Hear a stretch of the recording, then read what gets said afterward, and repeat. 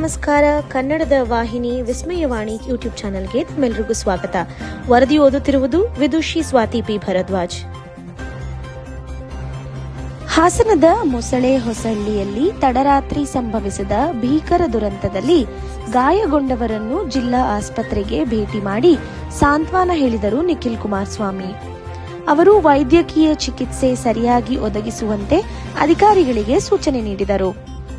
ದುರಂತದಲ್ಲಿ ಮೃತಪಟ್ಟವರ ಕುಟುಂಬಗಳಿಗೆ ಸರ್ಕಾರದಿಂದ ಸಮರ್ಪಕ ಪರಿಹಾರ ಒದಗಿಸಲಾಗುವುದು ಎಂದು ಭರವಸೆ ನೀಡಿದರು.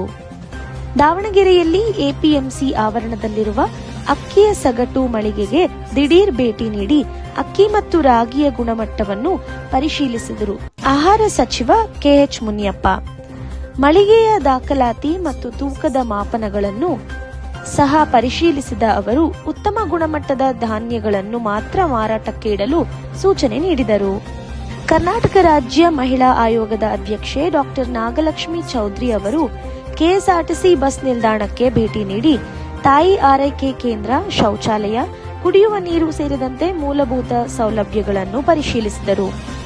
ಹೆಣ್ಣು ಮಕ್ಕಳ ಭದ್ರತೆಗಾಗಿ ಕೈಗೊಂಡಿರುವ ಕ್ರಮಗಳ ಬಗ್ಗೆ ಮಾಹಿತಿ ಪಡೆದು ಪ್ರಯಾಣಿಕರ ಕುಂದುಕೊರತೆಗಳನ್ನು ಶೀಘ್ರದಲ್ಲಿ ಬಗೆಹರಿಸಿ ಆಯೋಗಕ್ಕೆ ವರದಿ ಸಲ್ಲಿಸಲು ಸಂಬಂಧಿಸಿದ ಅಧಿಕಾರಿಗಳಿಗೆ ಸೂಚನೆ ನೀಡಿದರು. ದಾವಣಗೆರೆ ರೈಲ್ವೆ ನಿಲ್ದಾಣದಲ್ಲಿ ಮಾನ್ಯ ಮುಖ್ಯಮಂತ್ರಿಯವರ ಮಾಧ್ಯಮ ಸಲಹೆಗಾರರಾದ ಶ್ರೀ ಕೆವಿ ಪ್ರಭಾಕರ್ರಿಗೆ ಆತ್ಮೀಯ ಸ್ವಾಗತ ಕೋರಲಾಯಿತು. ಈ ಸಂದರ್ಭದಲ್ಲಿ ಹಿರಿಯ ಪತ್ರಕರ್ತರಾದ K Ekanthappa, Ravi R, A Pakkadin, Badrinath, Suresh Kulibalakere, B Channaveeraiah, K Chandranna ಹಾಗೂ ಅಧ್ಯಕ್ಷರಾದ ಬಡದಾಳ್ ನಾಗರಾಜ್ರವರು ಉಪಸ್ಥಿತರಿದ್ದರು. ಹಾಸನ ಜಿಲ್ಲೆಯ ಮೊಸಳೆ ಹೊಸಹಳ್ಳಿಯಲ್ಲಿ ಗಣೇಶ ವಿಸರ್ಜನಾ ಮೆರವಣಿಗೆಯ ಮೇಲೆ ಸರಕು ಲಾರಿ ನುಗ್ಗಿದ ಭೀಕರ ಅಪಘಾತದಲ್ಲಿ 9 ಮಂದಿ ಮೃತಪಟ್ಟಿದ್ದು 20ಕ್ಕೂ ಹೆಚ್ಚು ಮಂದಿ ಗಾಯಗೊಂಡಿದ್ದಾರೆ. ಗಾಯಾಳುಗಳನ್ನು ಹಾಸನದ ಹಿಮ್ಸ್ ಆಸ್ಪತ್ರೆಗೆ ದಾಖಲಿಸಲಾಗಿದ್ದು ಹಲವರ ಸ್ಥಿತಿ ಗಂಭೀರವಾಗಿದೆ. ಅಪಘಾತ ಸ್ಥಳಕ್ಕೆ ಜಿಲ್ಲಾ ಉಸ್ತುವಾರಿ ಸಚಿವ ಕೃಷ್ಣ ಬೈರೇಗೌಡ, ಜಿಲ್ಲಾಧಿಕಾರಿ ಎಸ್ಪಿಗೆ ಜೊತೆಯಾಗಿ ಭೇಟಿ ನೀಡಿ ಪರಿಸ್ಥಿತಿಯನ್ನು ಪರಿಶೀಲಿಸಿದರು. ದಾವಣಗೆರೆ ಜಿಲ್ಲೆಯ ಹೊನ್ನಾಳಿ ನಗರದಲ್ಲಿ ಬಿಜೆಪಿ ವತಿಯಿಂದ ಮಾಜಿ ಸಚಿವ ಎಂಪಿ ರೇಣುಕಾಚಾರ್ಯ ಅವರ ನೇತೃತ್ವದಲ್ಲಿ ಬೃಹತ್ ಪ್ರತಿಭಟನೆ ನಡೆಯಿತು. ಮದ್ದೂರಿನಲ್ಲಿ ಗಣೇಶ ಉತ್ಸವ ಮೆರವಣಿಗೆಯ ವೇಳೆ ನಡೆದ ಕಲ್ಲು ತೂರಾಟ ಮತ್ತು ಲಾಠಿ ಚಾರ್ಜ್ ಘಟನೆ ಖಂಡಿಸಿ ನೂರಾರು ಕಾರ್ಯಕರ್ತರು ಸರ್ಕಾರದ ವಿರುದ್ಧ ಘೋಷಣೆ ಕೂಗಿದರು.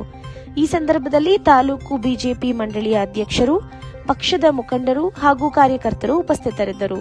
ದಾವಣಗೆರೆ ಜಿಲ್ಲೆಯ ಹೊನ್ನಾಳಿ ತಾಲೂಕಿನ ಕ್ಯಾಸಿನಕೆರೆ ಗ್ರಾಮದ ಭದ್ರಾ ಎಡದಂಡೆಯ ಆನವೆರೆ ಉಪನಾಲಿಗೆ ತೊಟ್ಟಿಲು ಕಾಲುವೆ ಹೊಡೆದು ಹಾನಿಗೊಳಗಾದ ಸ್ಥಳಕ್ಕೆ ಮಾಜಿ ಸಚಿವ ಎಂಪಿ ರೇಣುಕಾಚಾರ್ಯ ಬೈಕಿನಲ್ಲಿ ತೆರಳಿ ಪರಿಶೀಲಿಸಿದರು. ಅವರು ಅಧಿಕಾರಿಗಳಿಗೆ ತಕ್ಷಣ ಕಾಮಗಾರಿ ಸರಿಪಡಿಸಿ ರೈತರಿಗೆ ತೊಂದರೆ ಆಗದಂತೆ ನೋಡಿಕೊಳ್ಳುವಂತೆ ಸೂಚಿಸಿದರು.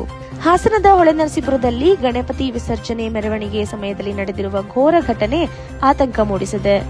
ಈ ಬಗ್ಗೆ ಹೆಚ್ಚಿನ ವಿವರಗಳು ತಿಳಿದು ಬರಬೇಕಿದೆ. ಸ್ಥಳೀಯ ಪೊಲೀಸರು ಪರಿಸ್ಥಿತಿ ನಿಯಂತ್ರಣಕ್ಕೆ ಕ್ರಮ ಕೈಗೊಂಡಿದ್ದಾರೆ. ಗಾಯಾಳುಗಳನ್ನು ಆಸ್ಪತ್ರೆಗೆ ಕರೆದೊಯ್ಯಲಾಗಿದ್ದು ಪ್ರಕರಣದ ತನಿಖೆ ನಡೆಯುತ್ತಿದೆ. ಹಾಸನದ ಗಣಪತಿ ಮೆರವಣಿಗೆಯಲ್ಲಿ ಟ್ರಕ್ ಹರಿದು ಸಂಭವಿಸಿದ ದುರಂತದಲ್ಲಿ ಮೃತಪಟ್ಟವರ ಕುಟುಂಬಗಳಿಗೆ ತಲಾ 5 ಲಕ್ಷ ಹಾಗೂ ಗಾಯಾಳುಗಳಿಗೆ ತಲಾ 50,000 ಪರಿಹಾರವನ್ನು ಸರ್ಕಾರ ಘೋಷಿಸಿದೆ. ದುರಂತಕ್ಕೆ ಕಾರಣನಾದ ಟ್ರಕ್ ಚಾಲಕ ಭುವನ್ ವಿರುದ್ಧ ಗೊರೂರು ಪೊಲೀಸ್ ಠಾಣೆಯಲ್ಲಿ ಪ್ರಕರಣ ದಾಖಲಾಗಿದೆ. ಸ್ಥಳದಲ್ಲಿ ಹೆಚ್ಚುವರಿ ಕೆಎಸ್ಆರ್ಪಿ ಪಡೆ ನಿಯೋಜಿಸಲಾಗಿದ್ದು ಪರಿಸ್ಥಿತಿ ಸಂಪೂರ್ಣ ನಿಯಂತ್ರಣದಲ್ಲಿದೆ. ಹಾಸನ ಜಿಲ್ಲಾ ಪ್ರವಾಸಕ್ಕೆ ಮುನ್ನ ಪ್ರತಿಪಕ್ಷದ ನಾಯಕ ಆರ್ ಅಶೋಕ್ ಅವರು ಜಾಲಹಳ್ಳಿಯ ತಮ್ಮ ನಿವಾಸದ ಬಳಿ ಇಂದು ಬೆಳಗ್ಗೆ ಮಾಧ್ಯಮಗಳಿಗೆ ಪ್ರತಿಕ್ರಿಯೆ ನೀಡಿದರು.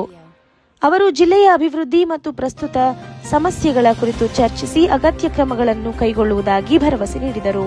ಉಡುಪಿ ಶ್ರೀಕೃಷ್ಣ ಮಠದಲ್ಲಿ ನಾಳೆ ಜನ್ಮಾಷ್ಟಮಿ ಮಹೋತ್ಸವದ ಅಂಗವಾಗಿ ಪೂಜೆಗೆ ಇರಿಸಲಾಗುವ ಶ್ರೀಕೃಷ್ಣನ ಮೃಣ್ಮಯ ವಿಗ್ರಹ ಸಜ್ಜಾಗಿದೆ. ಭಕ್ತರು ಹೆಚ್ಚಿನ ಸಂಖ್ಯೆಯಲ್ಲಿ ಆಗಮಿಸಿ ದರ್ಶನ ಪಡೆದು ವಿಶೇಷ ಪೂಜೆಯಲ್ಲಿ ಪಾಲ್ಗೊಳ್ಳುವ ನಿರೀಕ್ಷೆ ಇದೆ. ಮಠದಲ್ಲಿ ಸಾಂಪ್ರದಾಯಿಕ ವೈಭವದೊಂದಿಗೆ ಶ್ರೀಕೃಷ್ಣನ ಜನ್ಮಾಷ್ಟಮಿ ಆಚರಿಸಲು ಎಲ್ಲಾ ವ್ಯವಸ್ಥೆಗಳು ಪೂರ್ಣಗೊಂಡಿವೆ. ಮೈಲಾರ ಭಾನುವಾರ ಪ್ರಯುಕ್ತ ಇಂದು ಮೈಲಾರಲಿಂಗಪ್ಪ ದೇವಾಲಯದಲ್ಲಿ ವಿಶೇಷ ಪೂಜೆ ನೆರವೇರಿಸಲಾಯಿತು. ಭಕ್ತರು ಹೆಚ್ಚಿನ ಸಂಖ್ಯೆಯಲ್ಲಿ ಭಾಗವಹಿಸಿ ದೇವರ ದರ್ಶನ ಪಡೆದರು. ದೇವಾಲಯದಲ್ಲಿ ಸಾಂಪ್ರದಾಯಿಕ ವೈಭವದೊಂದಿಗೆ ಹೂವಿನ ಅಲಂಕಾರ ಹಾಗೂ ಧಾರ್ಮಿಕ ಕಾರ್ಯಕ್ರಮಗಳು ಜರುಗಿದವು. ಜಮ್ಮು ಮತ್ತು ಕಾಶ್ಮೀರ ವಿಧಾನಸಭೆಯ ಸ್ಪೀಕರ್ ಅಬ್ದುಲ್ ರಹೀಂ ರಾಥೇರ್ ಅವರು ಭಾನುವಾರ ಸದಾಶಿವನಗರದಲ್ಲಿರುವ ಡಿಸಿಎಂ ಡಿಕೆ ಶಿವಕುಮಾರ್ ಅವರ ನಿವಾಸಕ್ಕೆ ಭೇಟಿ ನೀಡಿ ಸಮಾಲೋಚನೆ ನಡೆಸಿದರು. ರಾಜ್ಯಗಳ ನಡುವೆ ಸಹಕಾರ ವಿಸ್ತರಿಸುವ ವಿಷಯ ಸೇರಿದಂತೆ ಹಲವು ಪ್ರಮುಖ ವಿಚಾರಗಳ ಕುರಿತು ಇಬ್ಬರು ಚರ್ಚಿಸಿದರು. ನ್ಯಾಮತಿ ತಾಲೂಕಿನ ಫಲವನಹಳ್ಳಿ ಗ್ರಾಮದಲ್ಲಿ ನಡೆದ ಗಣಪತಿ ವಿಸರ್ಜನಾ ಕಾರ್ಯಕ್ರಮದಲ್ಲಿ ಮಾಜಿ ಸಚಿವ ಎಂಪಿ ರೇಣುಕಾಚಾರ್ಯ ಭಾಗವಹಿಸಿದರು. ಈ ಸಂದರ್ಭದಲ್ಲಿ ಯುವಕರು ಅವರಿಗೆ ಅದ್ದೂರಿಯಾಗಿ ಸ್ವಾಗತ ಕೋರಿದು ಕಾರ್ಯಕ್ರಮವನ್ನು ಭಕ್ತಿಭಾವದಿಂದ ಆಚರಿಸಿದರು. ದಾವಣಗೆರೆಯಲ್ಲಿ ನಡೆದ ಒಳ ಮೀಸಲಾತಿ ವಿಜಯೋತ್ಸವದಲ್ಲಿ ಆಹಾರ ಮತ್ತು ನಾಗರಿಕ ಸರಬರಾಜು ಸಚಿವ ಕೆಎಚ್ ಮುನಿಯಪ್ಪ ಮಾತನಾಡಿ, ಗ್ರಾಮ ಪಂಚಾಯಿತಿಯಿಂದ ಅಸೆಂಬ್ಲಿಯವರೆಗೆ ಹಾಗೂ ಉದ್ಯೋಗ ಬಡ್ತಿಯಲ್ಲೂ ಒಳ ಮೀಸಲಾತಿ ವರ್ಗೀಕರಣ ಜಾರಿಗೊಳ್ಳಲಿದೆ. ಶೋಷಿತ ಅಲೆಮಾರಿ ಸಮುದಾಯಗಳಿಗೂ ಸಾಮಾಜಿಕ ನ್ಯಾಯ ಒದಗಿಸಲು ಸರ್ಕಾರ ಬದ್ಧವಾಗಿದೆ ಎಂದು ಹೇಳಿದರು. ಕಾರ್ಯಕ್ರಮದಲ್ಲಿ ಮಾಜಿ ಸಚಿವ ಆಂಜನೇಯ, ವಿವಿಧ ಸಂಘಟನೆಗಳ ಮುಖಂಡರು ಮತ್ತು ಸಾವಿರಾರು ಸಮುದಾಯದ ಬಾಂಧವರು ಭಾಗವಹಿಸಿದರು. ನಂಜನಗೂಡು ಪ್ರಥಮ ದರ್ಜೆ ಕಾಲೇಜಿನಲ್ಲಿ ಕನ್ನಡ ಮತ್ತು ಸಂಸ್ಕೃತಿ ಇಲಾಖೆ ವತಿಯಿಂದ ನಡೆದ ಯುವ ಸೌರಭ ಕಾರ್ಯಕ್ರಮವನ್ನು ಶಾಸಕ ದರ್ಶನ್ ನಾರಾಯಣ್ ಉದ್ಘಾಟಿಸಿದರು. ಉತ್ತಮ್ ಚಾರಿಟಬಲ್ ಟ್ರಸ್ಟ್ ವತಿಯಿಂದ ವಿದ್ಯಾರ್ಥಿಗಳಿಗೆ ಧನ ಸಹಾಯ ಹಾಗೂ ಬ್ಯಾಗ್ ವಿತರಣೆ ಮಾಡಲಾಯಿತು. ಶಾಸಕರು ಯುವ ಪೀಳಿಗೆಯವರು ಯಕ್ಷಗಾನ, ಡೊಳ್ಳು ಕುಣಿತ, ವೀರಗಾಸೆ ಸೇರಿದಂತೆ ಸ್ಥಳೀಯ ಜನಪದ ಕಲೆಯನ್ನು ಕಲಿತು ಸಂರಕ್ಷಿಸಬೇಕೆಂದು ಕಿವಿಮಾತು ಹೇಳಿದರು.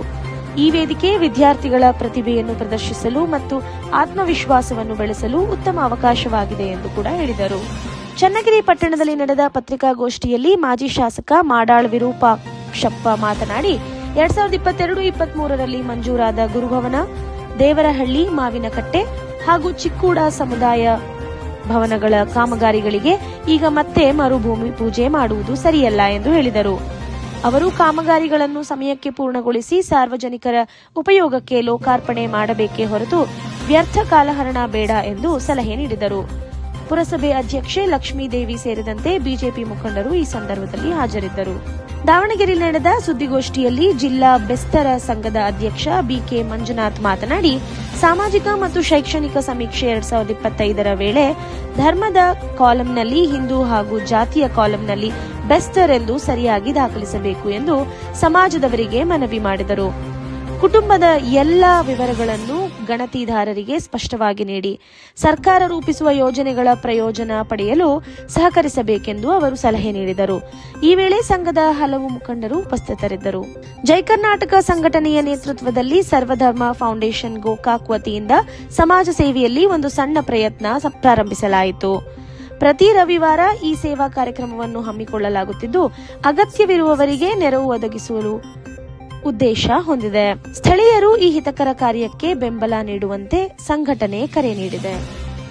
ಇದು ಇಂದಿನ ವಿಶೇಷ. ನಿರಂತರ ಸುದ್ದಿಗಾಗಿ ನೋಡ್ತಾ ಇರಿ ವಿಸ್ಮಯವಾಣಿ. ಇದು ಕನ್ನಡಿಗರ ಧ್ವನಿ. ವರದಿ ಓದಿದವರು ವಿದುಷಿ ಸ್ವಾತಿ ಪಿ ಭರದ್ವಾಜ್.